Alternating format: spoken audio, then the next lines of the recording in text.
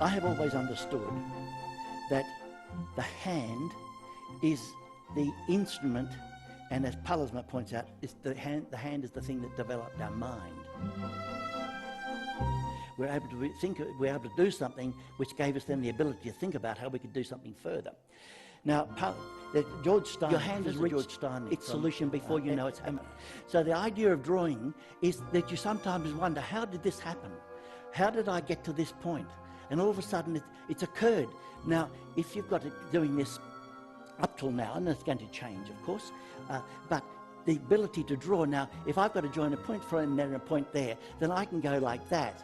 There, I can go like this and draw it, and I can do so many, and I can put one layer upon a layer upon a layer upon a layer, and as Alto says, to be able to select the line. And I think that's extremely important. Now, a number of access to computers myself, but the drawing process, to draw is to bring out, to draw drawing ointment. If you have a splinter, the drawing ointment is to bring it out. To draw out is to reveal. To reveal is to understand. To understand is the beginning of knowing. And I think this is extremely important. Now, as Pallasma said, we all draw differently. And it's the memory in our muscles. Our muscles operate the pencils or pens quite differently as compared with a mouse that operates everybody similarly. There is no character in it. It's totally characterless. Whereas the movement of the hand can develop into other areas, can involve itself into new ways of doing things very quickly, without it being a joke piece of architecture that the computer has spat out. Now, there's a hell of a lot of noisy architecture going on today.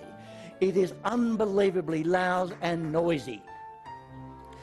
Thank you. And we're going to get, and let me tell you, Frank is a good friend of mine, and as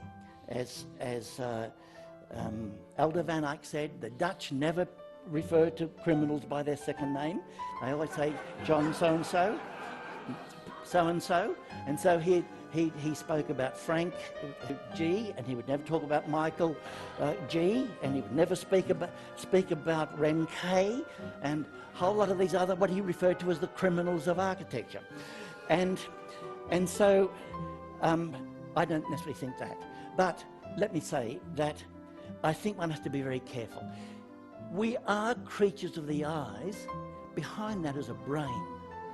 And we've got professors at university that are specialists, and they've got a vested interest in doing this computer-generated, fancy, loud architecture that you start to wonder, what do you want to do this for?